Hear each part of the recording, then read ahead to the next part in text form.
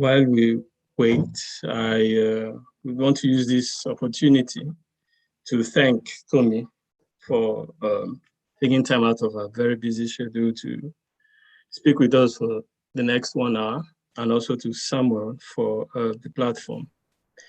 What we do here at Lantern is we aim to live off the experiences of others.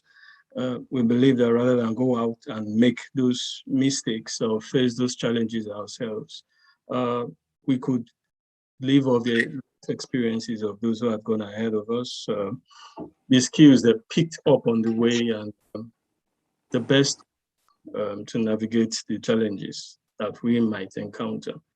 And speaking with us today is Tommy Lola Abiodun. Tommy is an excellent human being. I first met her a year ago, and since then, my life has been going like this. Oh, okay. I don't know. I think the camera lens, I didn't show it the way I want. But what I do believe is Tommy has a lot for us today in terms of tips and how we can navigate what lies ahead. I will be calling her on Tommy now to just make a brief introduction, and we can get this started. Thank you so much, Tommy. Hi, good morning, everyone. Can you hear me? I believe you all can hear me, right? Okay. Yes, I can. All right, awesome. So good, I think it's good afternoon and good evening for most of the people on the call.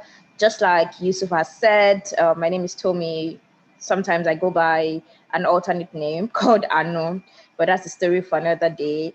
I'm very excited to be speaking to you all today on networking and interviewing to land internships and full-time offers. I believe most people on the call are either present MBAs or prospective MBAs. And I'm grateful also to Samuel for this platform, bringing people together, ensuring that we are able to learn and achieve a lot. Yeah, so I will start my video. I'll start my video. You guys should not judge my hair or how I look. It's a Sunday afternoon. Let me see. Good. Okay, so can you guys see me well? I don't know if you guys can see. Yeah. You don't judge. Oh, yes, please. You should have seen me yesterday. You would judge my hair. All right, guys. So where do I start now? I would start by giving you guys on networking and interviewing, especially for people that are presently attending the MBA program or people that are resuming now this fall. And most importantly, for people that are going to be in class of 2024, that will be starting in the fall of 2022, the tips that we're going to be sharing today, they're going to be very helpful for you. Now, a lot of us, I think most people on the call are Nigerians, I think. And the way job search is actually in our country is focused on the technical aspect as against the behavioral and human interaction aspect. For most people that were able to land their jobs in like banks, tech companies, oil and gas companies, sorry, I meant banks, big fours, consulting, oil and gas companies in Nigeria, it was mainly you had to do a test. And when you pass the test, then you do an interview. Nobody was really exactly looking at the achievements or anything on your resume per se as a graduate trainee. People were not even looking at if you had any previous experience, because most of the grad hires in Nigeria had no experience because of the lack of opportunities for internships when people were in undergrad and all of those things. Now, moving to North America, or even people that are having their MBAs in the UK, it's a little bit different, especially for Canada and the US. A lot of things are very based on networking and your personality, how people like you. You all are very intelligent, you are very smart, and you need to know that you are not the only smart and intelligent people in the world. And most of the people that get to the very high positions in companies are not just people that are very smart. They're people that are very smart and they know how to work with other people that are very emotionally intelligent. And those are the kind of things that they're trying to bring out. How do you work with people? How do you collaborate? How do you think on your feet? Are you able to articulate yourself? Are you just somebody that just does what they want you to do? Are you able to think outside of the box? Now that's when your networking and interviewing skills now come in. For a couple of us, we were able to do some networking before we got into school. For some, we didn't do any networking. We just applied for grad school and we got in. If that's your situation, fantastic, that's really very good. But that could be very misleading because you think that's how it goes. Not necessarily. You have to make sure that you're able to build a lot of human interactions, relationships with people, not necessarily people that you think can help you, but just to get a lot of insights from other people. They could be your peers, they could be people that are even younger in career than you, right? But those things are really very important. Now, the reason why I would say, in addition to them trying to see if you're a good fit for the company, is them trying to see how you can relate well and how you can grow their business. And because the US or the countries, other countries in North America here, the US particularly and Canada, they're really huge. And you can imagine that there are a lot of very, very brilliant talent. So what exactly will make you stand out? It is how people feel about you. That's basically what will make you stand out. And now I would go into the internships and the full-time offers. I was talking a lot of on just like the admissions aspect. For internships, to be honest, depending on the industry that you are interested in, they have their different peculiarities when it comes to networking and interviewing. For consulting, for example, you have to be very, very good with case interviewing and not, I mean, you need to know some behavioral interviews, have your behavioral interviews on lockdown, but you need to be very good in casing. And these are not short cases. These are cases that can take you 30 to 1 hour for you to solve. And one thing about casing is you have to practice it. You are not going to start doing case interviews today when you have an interview.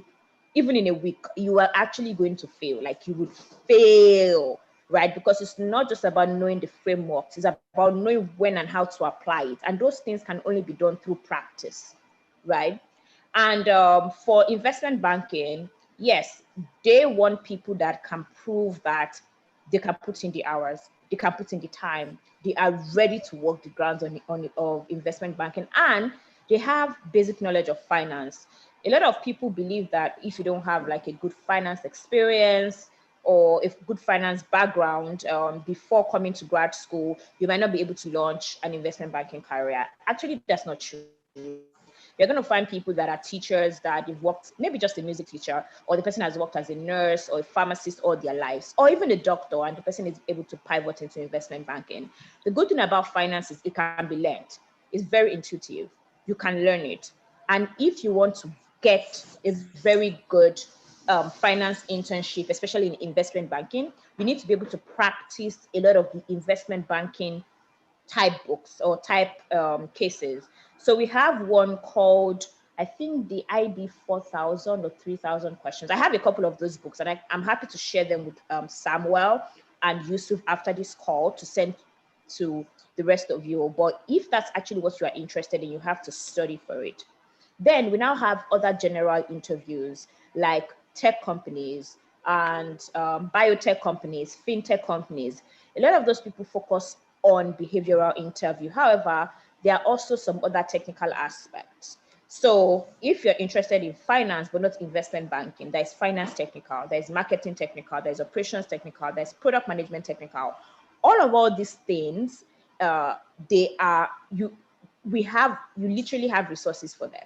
So it is not a case of, oh, I have done operations all my life, or I have done marketing all my life, and I can go into a market. They are expecting you to say certain things that you actually have to say.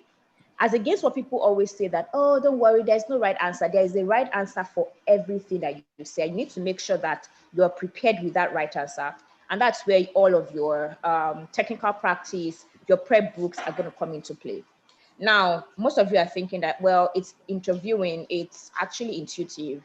Told me, I know that I have to read my interview books. I know that I have to practice. I know that I have to go technically deep in some areas. But how is networking the same like this, right? Is there a practice for networking? Is there a prep for networking?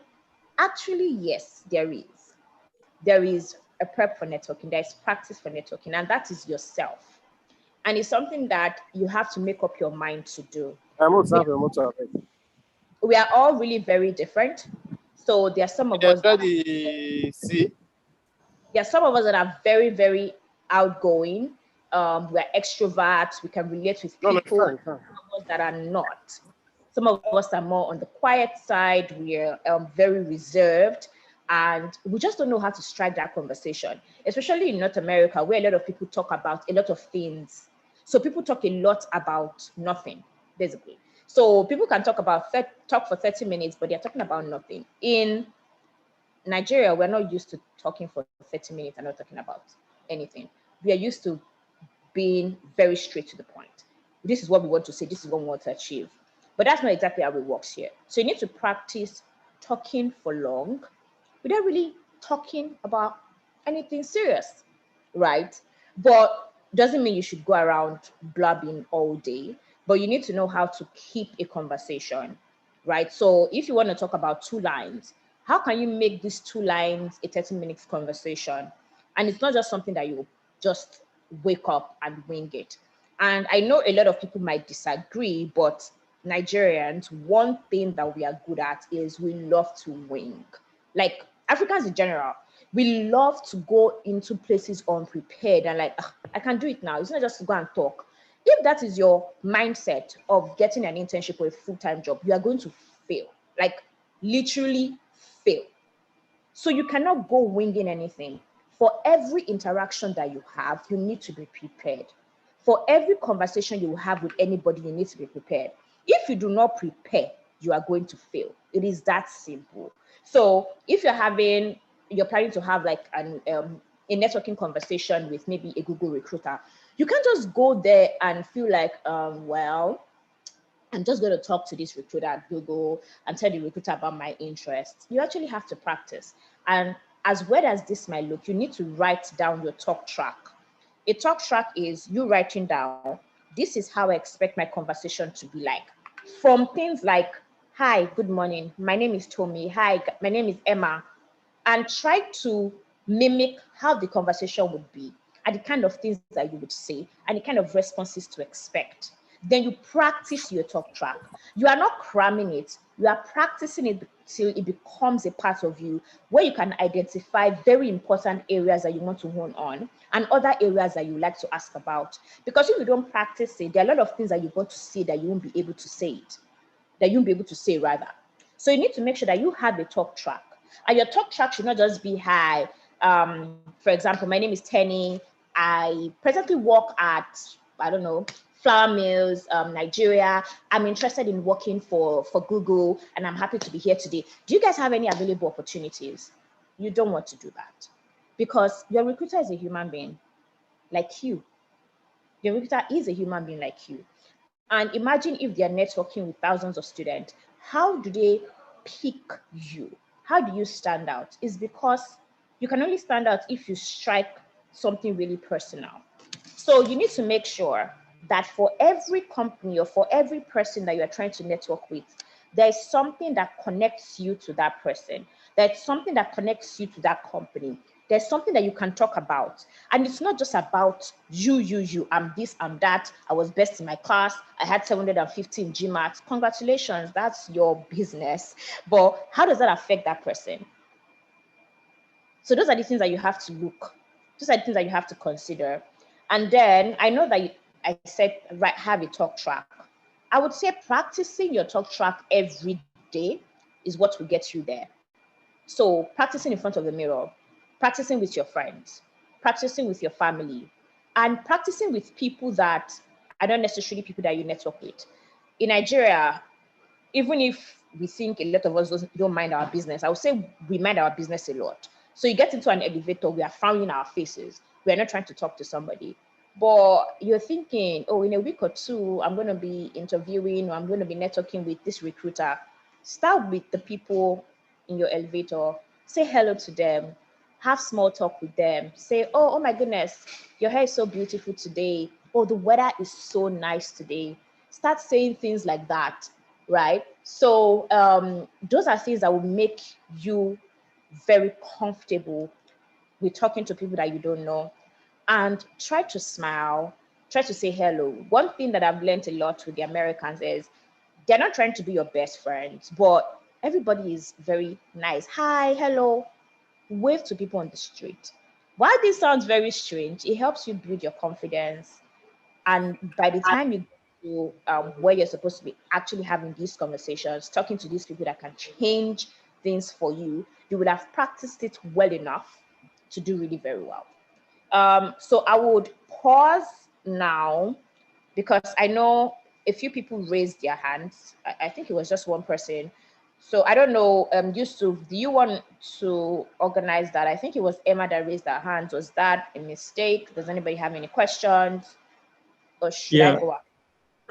Emma can unmute herself and ask her question if she's willing to do so. Emma, can you do so? Okay. Actually, is Emmanuel. Emmanuel. Okay. Okay. So actually, Yusuf, thank you very much for thank you very much, Tommy. Actually, I'm a bit worried about the way you're explaining these things without giving some kind of example. Okay, so or have we not gotten to the stage where you give example? Like when you talk about opening up a conversation about oneself, maybe talking about your interest in investment banking, or maybe introducing yourself and everything. So is it possible for you to like use an example of a a a scenario, a typical scenario where you try to introduce yourself? Okay, so you want me to give you my own elevator pitch. Yes, please. Okay, why should I do that? No, what I'm I just mean is I'm just kidding, I'll do it, don't worry. I'll okay. get to it. I'll get to it. I'll give you an example. I'll get to it. And I totally understand because I think I just jumped into this conversation um, with the mindset that most people here had like a form of background on what they're supposed to do. So I would back up a little bit to start from like the basics before I go into, okay, this is how you should have the conversation, this is how you should practice. Now, for most people here, we're actually interested in an MBA or you're presently in an MBA program. For the MBAs, they have standard things called university recruiting. For university recruiting, you have standard internships and standard full-time positions that are posted. Internships and full-time positions for university recruiting are posted a year before or between 6 months to 1 year before you actually would be in that particular role. So if you're thinking of having an internship next summer, that is May, June, July, the internships will have been posted from now, between now and October and November, right? Now, if you're thinking of a full-time position also that resumes next year, June, July, the full-time positions will be posted right now. A good way to land your internship and your full-time position is through networking and having great interview skills. That doesn't mean that your resume can be trash, right? Because there are different ways to get into to land an interview. Your resume has to be top notch. It has to be really, really, really great, like really good. And it has to show your achievements. It has to show your functional skills. It has to be impact driven. And when I mean impact, I mean not just impact to yourself. So not things like, oh, I got a promotion, I got an award. That's good, but I mean impact to the company, impact to the customers, impact to other stakeholders. And then secondly, you have to really do really well at networking because it's different from where we are coming from, where all you just do is everybody gets an assessment. For a lot of companies here, you don't get an assessment, right? You get a first round interview. And how do you get the interview? Because you guys are a lot. Sometimes, yes, your resume goes to the ATS system and they select, oh, this person has the best or the most suitable experience and that we can match. But a lot of times, especially for MBAs, it's through a lot of networking. Although there are some companies that are strictly not that, but I won't go into detail. I'm just talking about generally. It's through a lot of networking, because how are you different from the other MBA that you guys have the same experience? Is how the person is able to actually portray their experience and tell their story differently to the recruiters or to the hiring managers, and then they're able to land a position. Same for full-time offers too. Now, there are different opportunities and different areas where MBAs are able to network. Now, MBAs, you guys are able to network in your school. Your schools have something called career fairs. They do it as many times as possible. So we have like fall career fairs, you have spring career fairs. A career fair is where companies come to your school, they have their own tables, and they're trying to pitch to you why you should come to work in their company. Because that might look like, oh, why are these companies trying to pitch to us? We all want to work there. The same way that you are trying to get into a company, other companies are also trying to get talent before their competitors get those talents. So it's a two-way process. So the way the companies are trying to pitch themselves, the career fair is an opportunity for you to also pitch yourself. So if you have a list of 20 companies that you're interested in, and out of those 20 companies, 10 companies are coming for the career fair, how do you do your research? You have to think about, what does this company do? How does this company affect other stakeholders? What are the impacts that this company is driving? Apart from that, you have to think about, what's the culture of this company, like employer relationship kind of culture. And finally, how does this company contribute to the society at large? When you get those things, then you write a story around it. Because, for example, I work at Microsoft. Microsoft is a company, it's a software driven company. We have done a whole lot of things across that spectrum, but it's basically a technology company. If I'm having a networking session with a recruiter and I'm talking about my interest in Microsoft, and I keep telling them that, oh, the reason why I'm interested in Microsoft is because of the technology. Microsoft is a top technology company. Then I'm not going to stand out, because Facebook is also technology. Google is technology. ServiceNow is technology. In fact, a lot of companies now are technology. So how does that make me stand out? That is where I should take a few steps back and look at Microsoft and say, this is me in Nigeria. Which of the Microsoft solutions have had a very huge impact on me, especially right now? And a lot of us, the first thing we are able to think about is, oh, Microsoft Excel, Microsoft Word. Think about that. If you can think about it, you cannot imagine the amount of times the recruiters have heard that. So go more deep. How is this really affecting you or affecting somebody that you know? And sometimes you're not able to just have that information at your fingertips, right? You might have to go do some research through following the company on LinkedIn, following the company's CEO or CFOs on LinkedIn. Those will provide you the opportunity for you to actually get out salient things about the companies, little things that the companies are doing that you can just draw out. Now, on this same Microsoft, I will tell you what I did. So I went to Microsoft blog.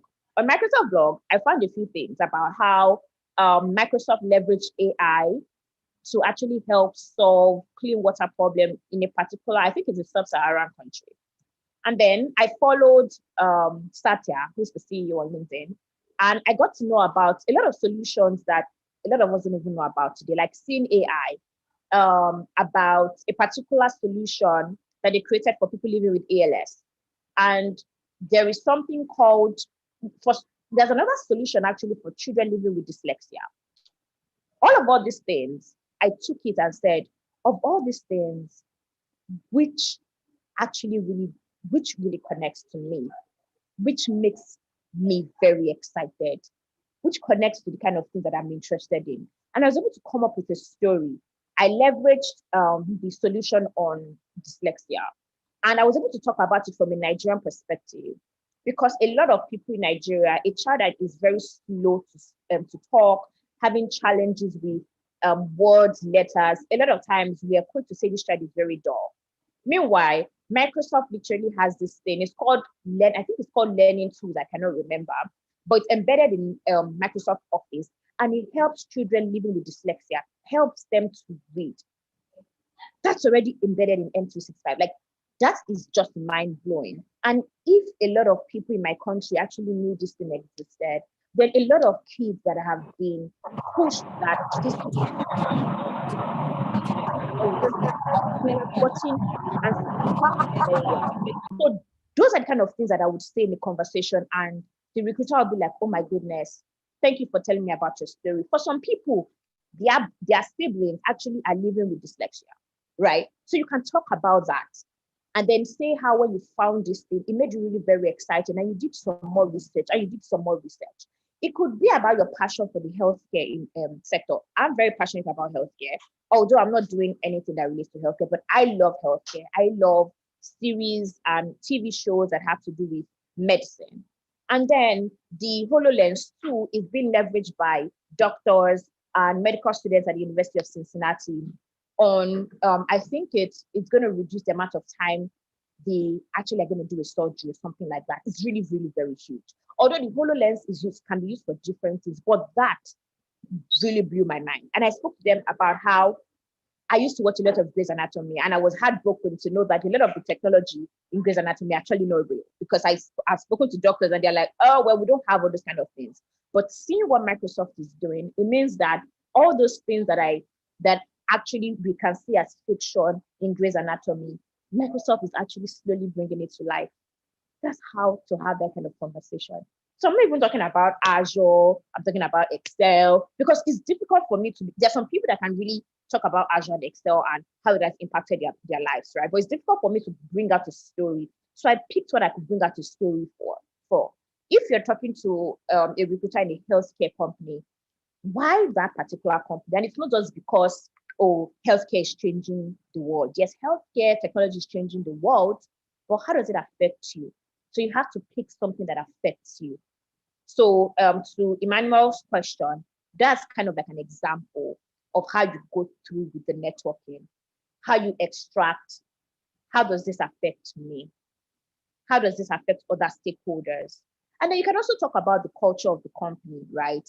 It could be something that has made you very interested. And when you're talking about the culture of the company, you're not really saying, "Oh, this is the reason why I want to work for." It might be an icebreaker, right? You can say, "Oh, you actually just found out that Microsoft is giving 12 weeks paid pandemic leave to parents. I think that's really amazing." And then the person starts to talk about it. The person might even have a child or have two, and the person is leveraging it. It's just basically picking very important things that really matter so much to the employees. Because right now, like, you're not going to sit down with me and say, "Oh, tell me about your solution," because I work on Azure, I work on Azure App Innovation. That's like, if you sit down with me, I'm just going to be looking at you like, "Oh, why do you want to know about what I do Monday to Friday? Like, don't you have any other important things to talk about?" But if you start asking me about some of the amazing things that Satya has done, or some of the things that Microsoft is doing to help other stakeholders, or how we want to be carbon neutral by 2030, like all those things, then I'm very excited. Then we can now go into talking about my own work, but like, it shows that you have done so much research, and the research doesn't have to be so deep. It's literally following Satya, following Microsoft, following some key personnels on LinkedIn, and reading through what they post on a daily basis, and then you're able to create a story for yourself. And these stories will actually also help you, not just in the networking, but also in your interview aspect. When they ask you, why Google, why Facebook, why do you want to work for Barclays? This is where you bring out things that are very peculiar to those companies, that are not just generic to their industry. So I don't know if this was able to answer Emmanuel's question. I don't know if I was able to go, like, break it down from scratch enough. Emmanuel, is this okay? Yeah, Tommy, this is great. Thank you very much. Okay. Okay, good. So, Yusuf, should we go straight into the questions that you had for me? Okay, so Yusuf had prepared a couple of questions for me. A lot of you already know that, but I would just give you. Okay, Timothy has his hand raised. So Timothy, you can come off mute. Okay. Hi, Tommy. Okay, good day. Okay, so quick one. I just want to find out. Prior to when you joined Microsoft, did you have to get any technical skill for this particular role, this product management now? Like, did you have to learn SQL, learn Tableau or Python or anything? I just want to find No, out. no. So I'm actually Okay. not in product management. I'm in product marketing. But no, I didn't have to learn any technical skills, although I I am actually pretty good with analytics and some languages like R, which I learned in business school, but I was not assessed based on that. I was assessed based on my interest in the company, my behavioral interview strength, how I'm a fit, and they asked me marketing case questions. So if you're interested in product management, for example, there are product management specific books like Decode and Conquer, like the product management interview that you can actually practice and do a lot of preparation. That when you get a product management interview, it's not a matter of, oh, they want you to code. They're not going to ask you, they might ask you a few questions of, well, can you tell me about the time you've leveraged data? I know Amazon does that a lot. And yes, if you could talk about how you leverage SQL or you've used Excel macros or some technical analytics tool, that would be good. But you don't necessarily, they're not going to ask me about your certifications or the extent of your knowledge in those areas per se. It's basically what you say. And then when you get on the job, just make sure you know how to use it. But I don't leverage SQL. I basically do Power BI and I just use my Excel. I've used just R a few times, right? Because that's just what I wanted to do. But I don't use like deep SQL. I know my friends at Amazon do a lot in SQL. It depends on your role. So I would say I was a bit technical, but there are people that were teachers and they are presently working in my role and they're not technical. So it's a spectrum, right? There are very technical guys and there are people that are not technical. Okay. Okay. Then one more thing. Did you have marketing experience before joining Microsoft? No, I did not. So I Okay. used to work at PwC in Nigeria before I came to business school. I actually am a chartered accountant with the Institute of Chartered Accountants of Nigeria. And yeah, I don't even think I majored in marketing in business school. I did a lot of finance. To be honest, my role is very consulting and analytics based, right? Because Okay. the title is product marketing, but I work in sales enablement, and that is what you would see a lot in roles in tech. The title of your role does not necessarily mean what you would do. So don't be so fixated on the title. Don't say, oh, I want to get into product management, or I don't think I like a sales role, because that's just the title of the role. It doesn't really explain in detail what you would do. You have to actually learn the job first. Then you have an idea. Okay, this is what I'm actually doing. So for product marketing, there are people that all they do is finance, all they do is building dashboards. There are some people that all they do is communications. I have nothing, I know nothing about ads or any of those things, nothing, right? I have a communications team that does that. So Oh, that's not mine. I do more of the strategy and the consulting aspect. Yeah. okay. Thanks. Thanks. Yeah. So what I will do briefly is I'll read through the questions that people have put in the chat and then I would answer. So I can see that. I think we just have, well, Timothy, Timothy has asked his questions. yeah, Richard, I think no, just read. yeah. So Timothy said, are they recommended interview sites one can use to practice? So it depends on what you're interested in practicing for. If you want to learn on your own, marketing books, operations, finance books, you can just go on Amazon.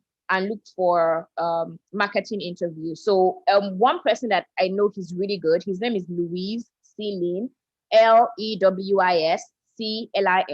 He has a lot of technical prep books from marketing to product management to, I think, maybe sales or something. I think he has some of those books. Some people also have some other very technical books, so you can leverage those.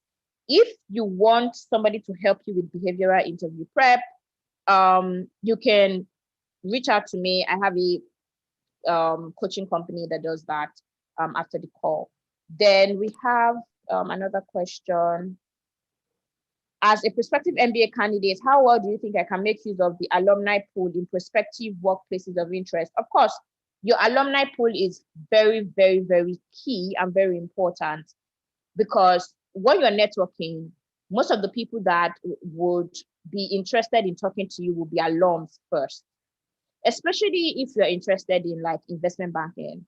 Your alums play a very important role. So what you should do is, when you've identified, oh, these are the companies that I want to work for, that I'm interested in, and then you connect with the alums. So connecting with the alums would be different. You could connect with them directly or indirectly. Connecting with them directly would mean you going to LinkedIn and connecting with them.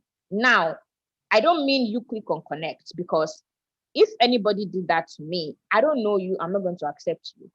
I can only accept you on LinkedIn if I know you personally, or if you have a note saying, my name is this is the reason why I'm connecting with you. Thank you. Because I'm not just going to accept you. So if any of you have been trying to connect with your alums and you're just clicking on connect, think about it, put yourself in their situation. They don't know you. Why would they connect with you? You could be some Nigerian prince trying to hack them down. So please make sure that you are very clear your intentions, like with your intention, saying that, okay, this is why I'm connecting with you. Leverage the add a note feature on LinkedIn, and it is not the messaging. So don't think that, oh, I need to get YouTube Premium. No, you don't need YouTube Premium. Sorry, LinkedIn Premium for that. It is just the add a note when you connect. So, and I think if you do it on your phone, it gives you an option to add a personalized invite.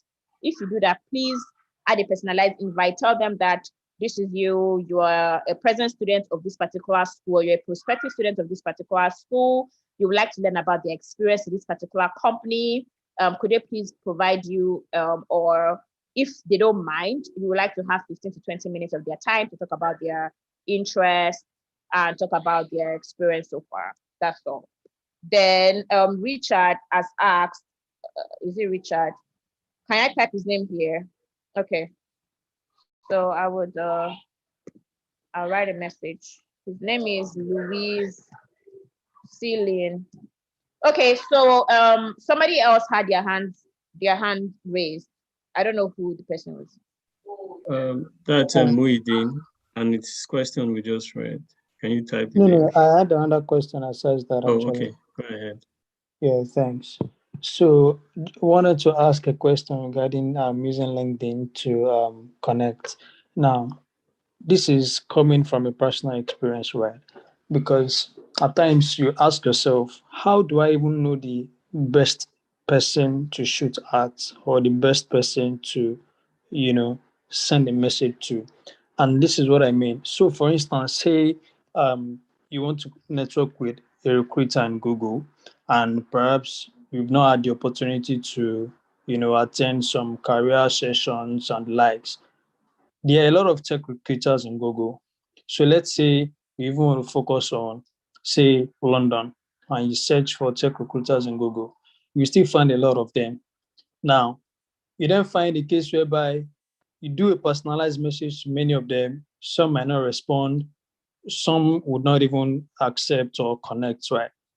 So that then brings me to the question of, how do you then determine the best person to connect with? Because, I mean, for instance, I've gone through the case whereby LinkedIn then shuts me off the number of people I can view their profile. Right. I think I never knew that feature even existed. So I just laughed at, oh, that means I've been over checking people's profile. Right. So maybe after I just search a particular name, it will just bring up 3 suggestions. And except I have premium, I can't see more than that. And that's because there are just a lot of recruiters to look for lot of recruiters to connect with. So in sum, the question is, how do you target the best person to connect with on LinkedIn? Okay, very, very good question. And Muhyiddin, I understand how you feel. And yes, LinkedIn does that when you try to connect with too many people. I think they give you, I think after like 24, 48 hours, they kind of reset it. So you can pace it. Now, the way you said technical recruiters, are you interested in software engineering or program management roles? Or are you interested in MBA type roles like marketing, finance, business analytics, and so on? I just want to know that before I tell you what to do. All right. So personal for me, my focus has been on product management and data. Okay. Okay, good. So product management and data, good. So when you see technical recruiters, most of the titles technical recruiters are actually for technical people, software engineers, majorly software engineers. So yes, you're interested in product management, you're going to fall under the normal university recruiter, MBA recruiter, right? And because the technical employees they make up a very large number of the employee base, so their recruiters are a lot. So the best way you can go about it is, if you go to LinkedIn, go to the name of the company itself, go to the company page. When you go to the company page, you would see something like people. When you click on people, you will now see different things: where they work, that's their location, what they studied, what they do right now, the schools that they attended, and how they're connected to you. So you're looking for probably like a Google recruiter in London. You click on the United Kingdom, and then it doesn't really matter what they studied, right? Because a recruiter is a recruiter, irrespective of what they studied. Now, you can try to connect with a recruiter that has some form of connection to you. And your best connection would be your education. So if you went to like a big school in the UK, for example, and you're looking for a recruiter that will go to the UK, then you have a higher chance of getting somebody that went to your school who is a recruiter.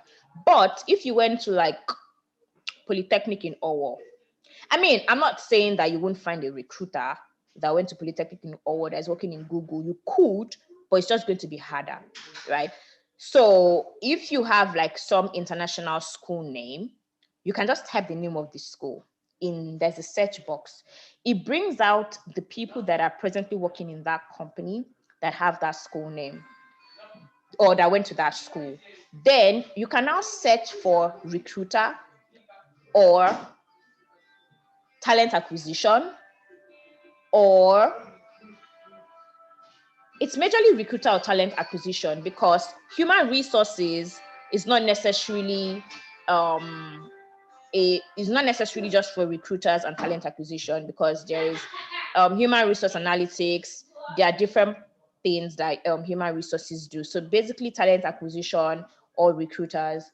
Then at the end, I don't know if this is making sense. It can only make sense if you guys have your LinkedIn page up. You go to a company and then you go to people.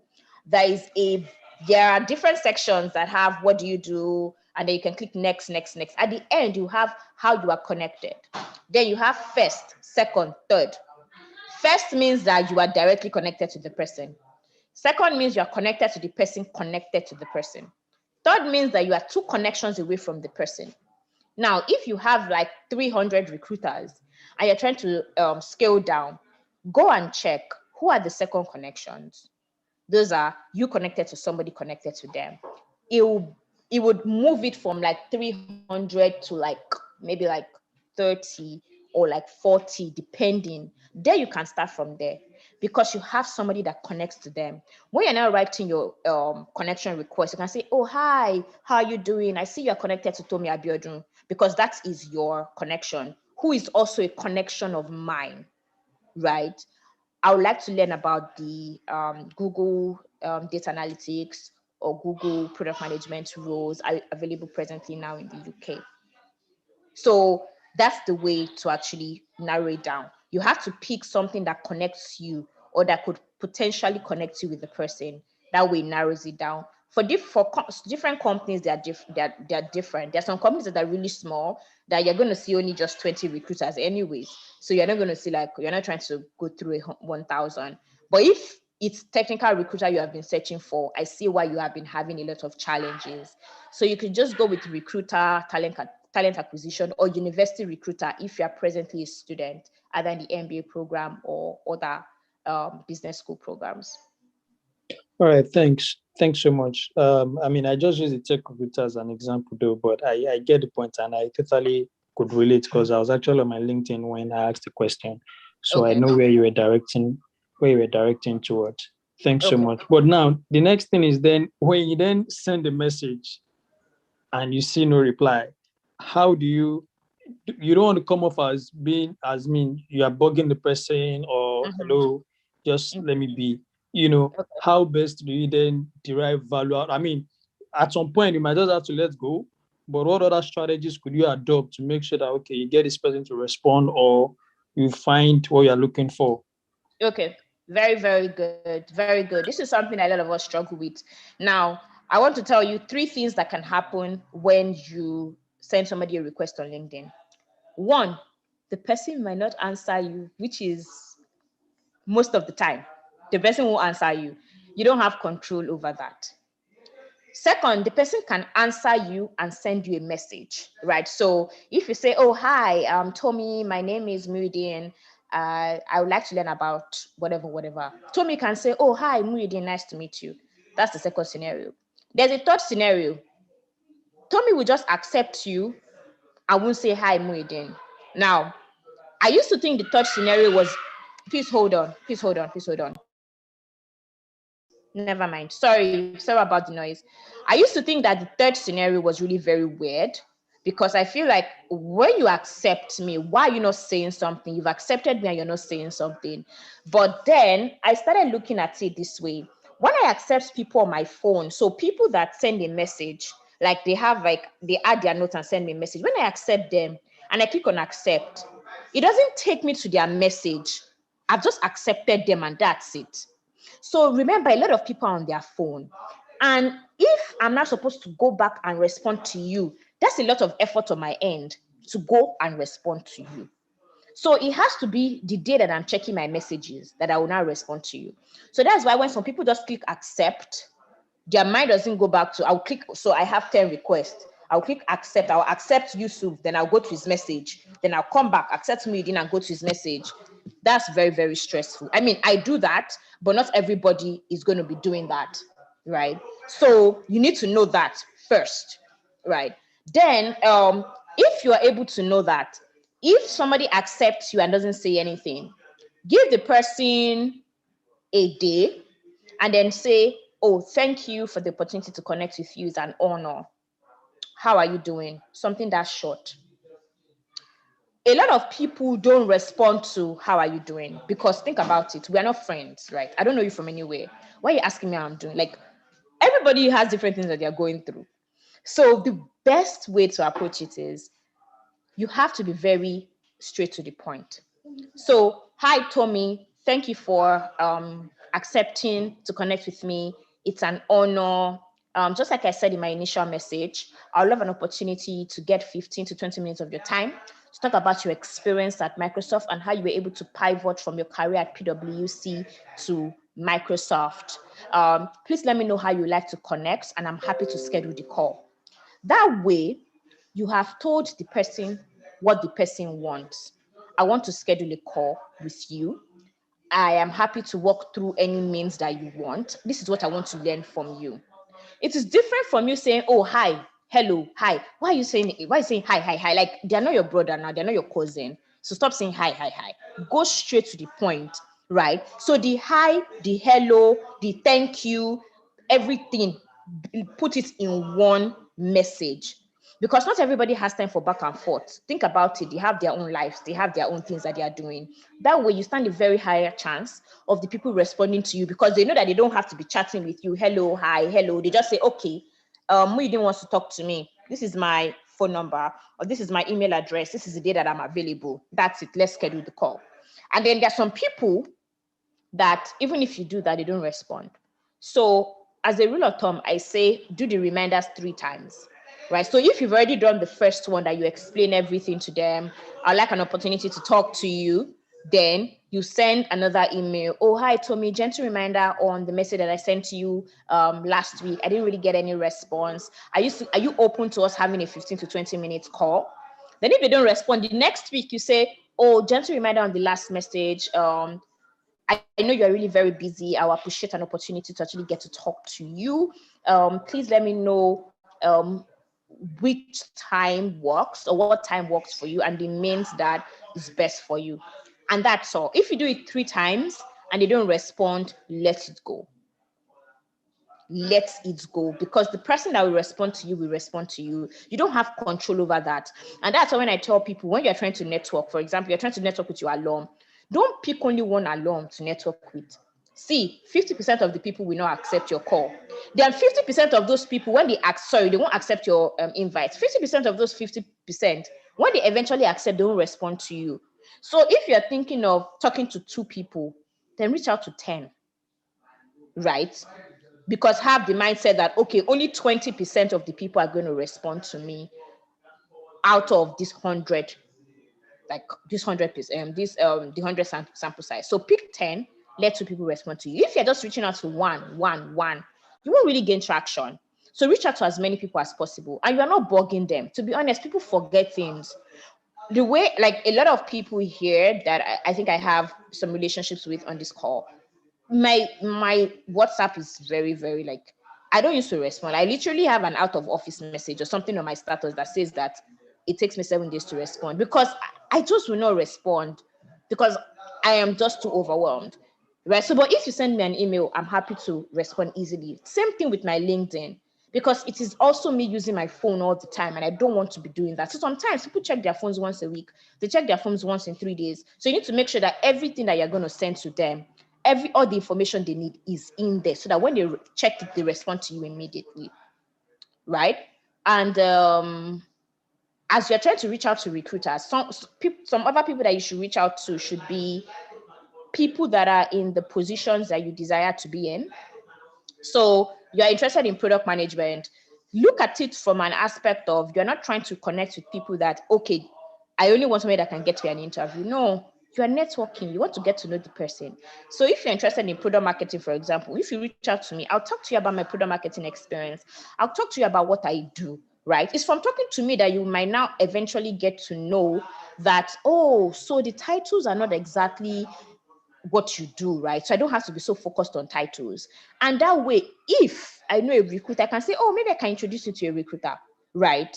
If I know, do you get? So if you connect with a lot of people that are in the positions that you desire to be in, then you get a step further to actually kind of land in the interview. So not everybody can help you, because I might not know a recruiter, but I can know somebody that knows somebody that knows somebody, and then I pass you over to the next person.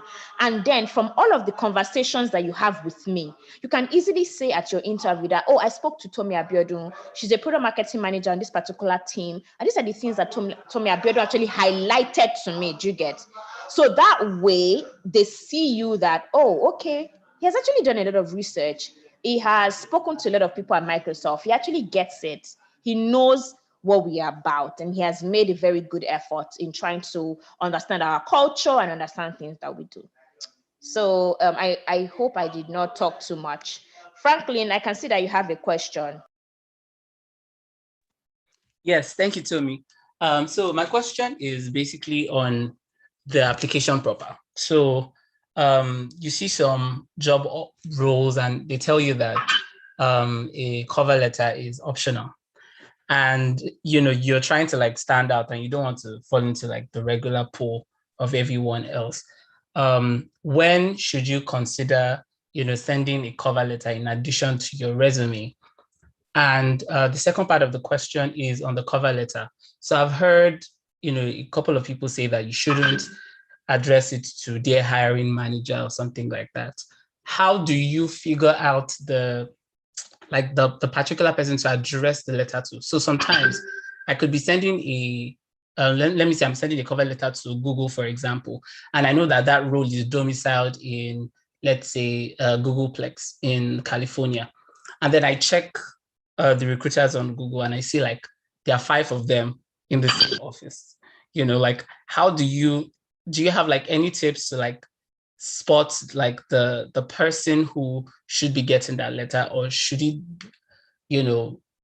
be going to like a particular person, if you kind of like understand what I'm trying to say? So that's my question. Thank you.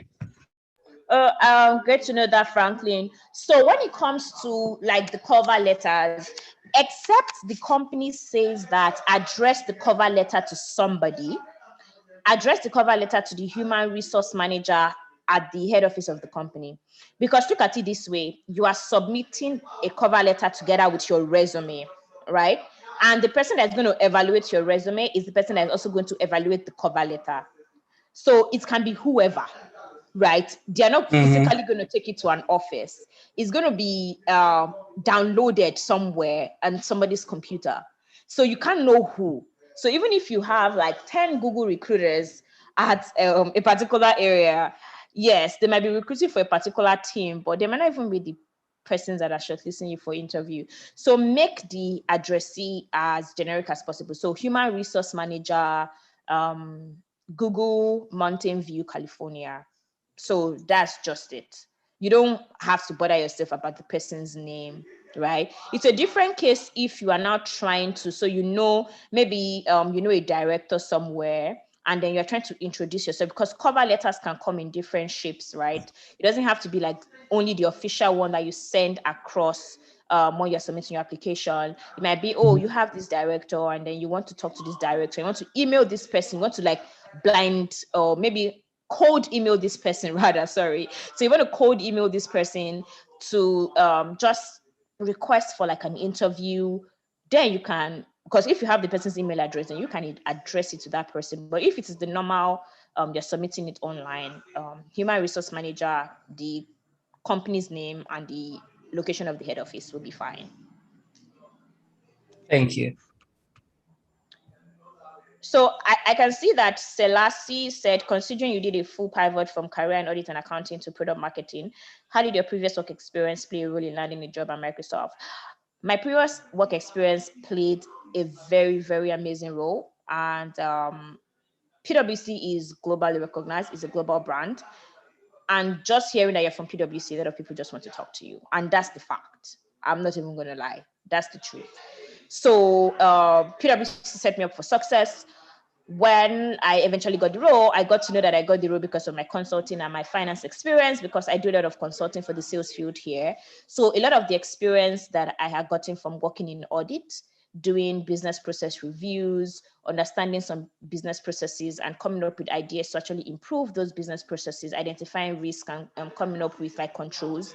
I actually leverage it in this way, but this time I'm focused on my sellers as my clients, literally. I'm looking for solutions to certain problems and actually trying to land the solutions.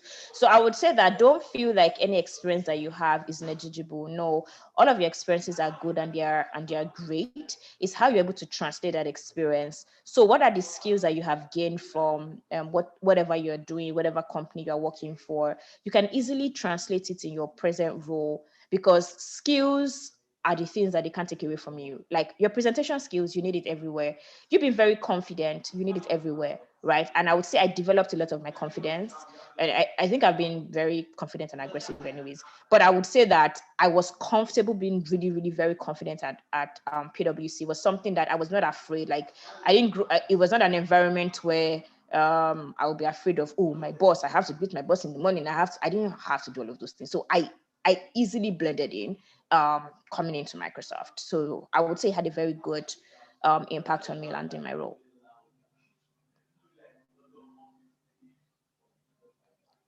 Yes, Sola. Thank you, Tommy, for the detailed answers you've been providing. Yeah, so my question is about probably you've applied for some roles already and you're trying to network with people to get yourself an interview spot. Because I heard that interviews are really, at times you just need networking to actually get yourself a chance to be interviewed. So how do you direct a conversation toward actually getting yourself that interview? You had talked about how You can be like, I just want to learn about your role and what you do and those kind of stuff. But how do you direct the conversation to what I just want, an interview, a chance to be interviewed, so you can actually prove yourself and talk a little bit more about yourself with the recruiters. So how do you direct the conversation toward that hand? Okay. So one thing that I need to actually just change is, yes, networking is very great. However, you can get an interview by submitting your resume. In fact, I would call it 50-50. So your resume has to be very, very good first. If your resume is not good, I would just say you're networking in vain, right? So your resume has to be very, very good. And for a lot of people, especially for tech companies, your resume being good can be enough to land you an interview.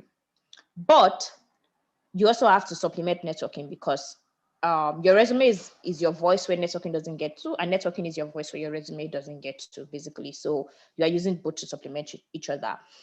You don't want your conversation to be really very weird, right?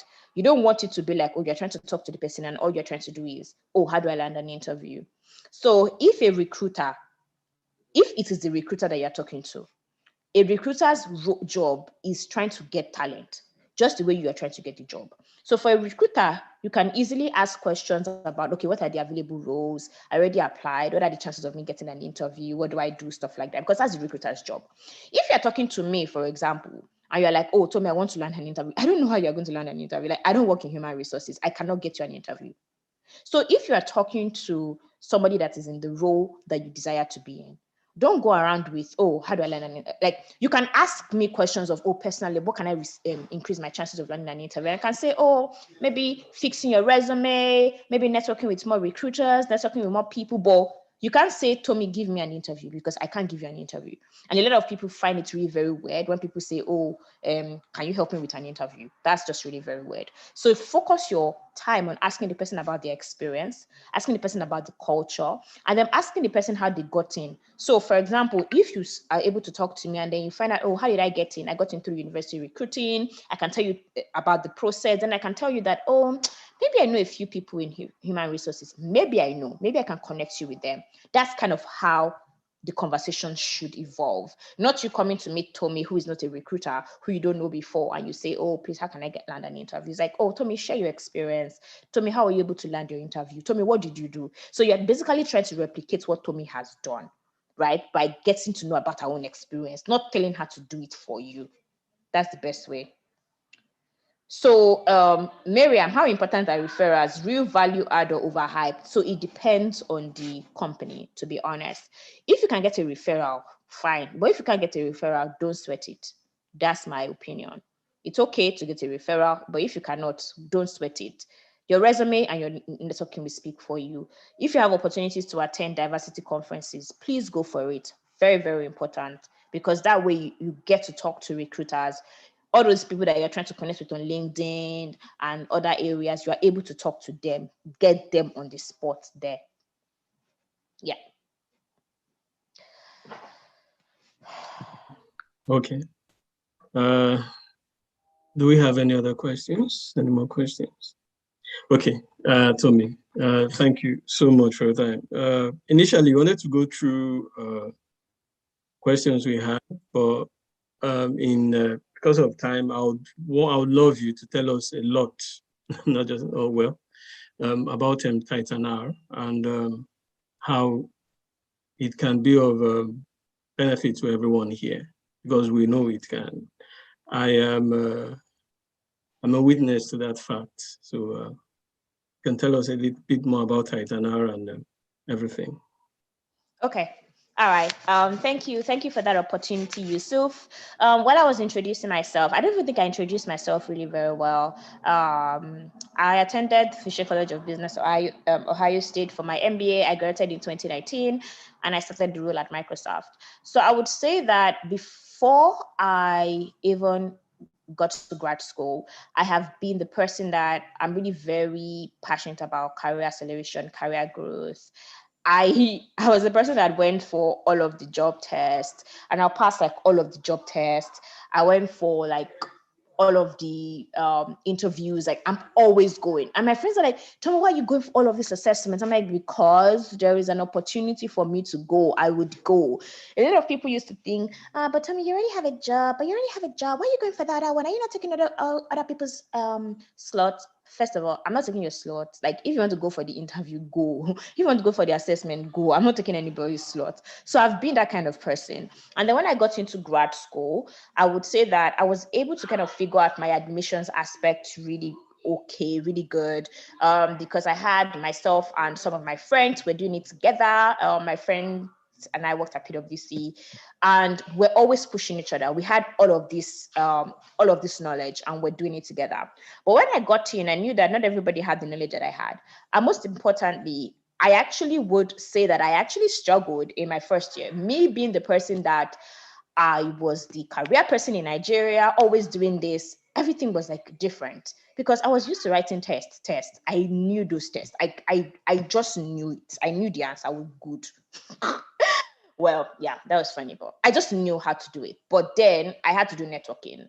I had to make sure that my resume was showing my achievement. It was just really very different. And I would say I struggled. And then I eventually got to figure it out in the summer of my first year to my second year. And I would say I also had more opportunities because honestly, my first year I had a lot of interview opportunities. For a lot of my roles, I didn't land like the full-time internship, especially for Microsoft. I had a Microsoft finance interview. I went for my first round was fantastic. I went for my final round. I was flown to Seattle. I didn't get the offer. I broke down. It was bad. I was sad. I was crying. It was really something. And then I decided that, okay, I was going to change things. Like, Tommy, you were good at doing these things. What are the things that you have to really figure out how to do best now? What are you cannot be going around with, oh, this is how it works in Nigeria, because this is not how it works here. So now the behavioral interview, how do you talk? Tommy, stop frowning your face when you enter the classroom. Stop frowning your face when you enter the elevator like everybody's trying to beat you up, like you're trying to fight with everybody. Smile and ask about their day, ask about the weather, just be nice. So I started doing things like that. I started learning, I started practicing, I started developing my behavioral interview stories. And then I noticed that, oh, I can teach people how to do all of these things because I've been doing that before. And then when I graduated, I started Titanal Consulting. So Titanal Consulting is a grad school admissions and it's a grad school admissions and career coaching company.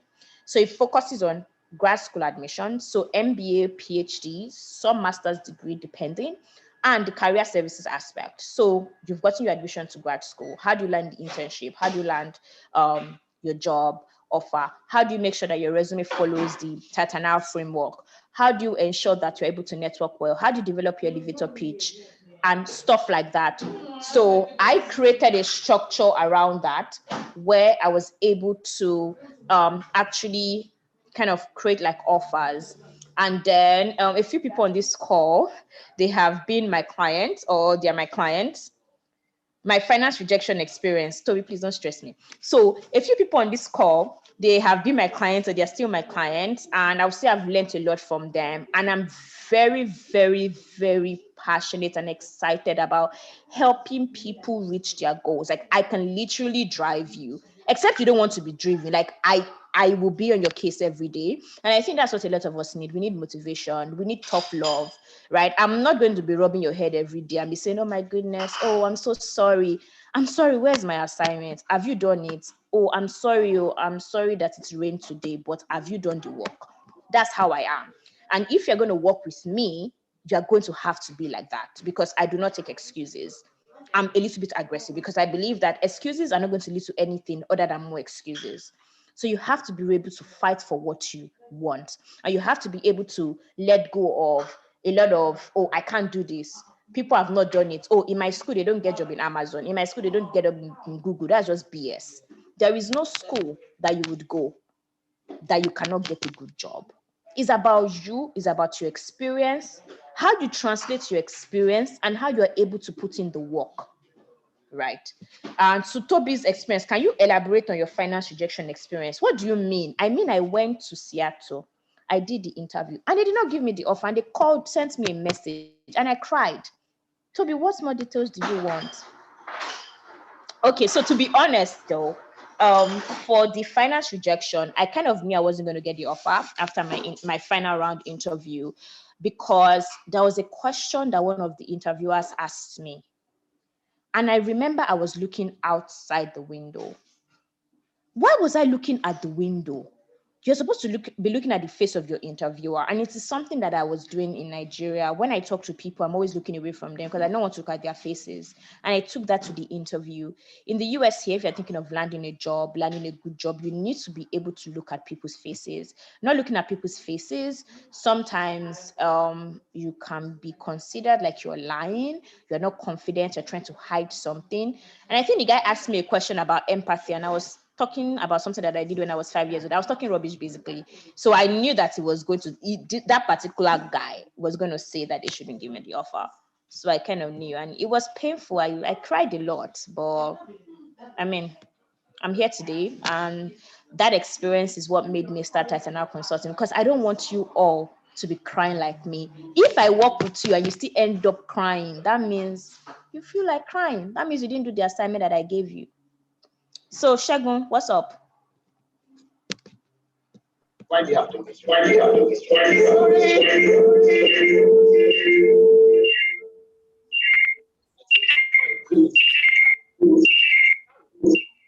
You can't hear you, Shagun. You're on mute.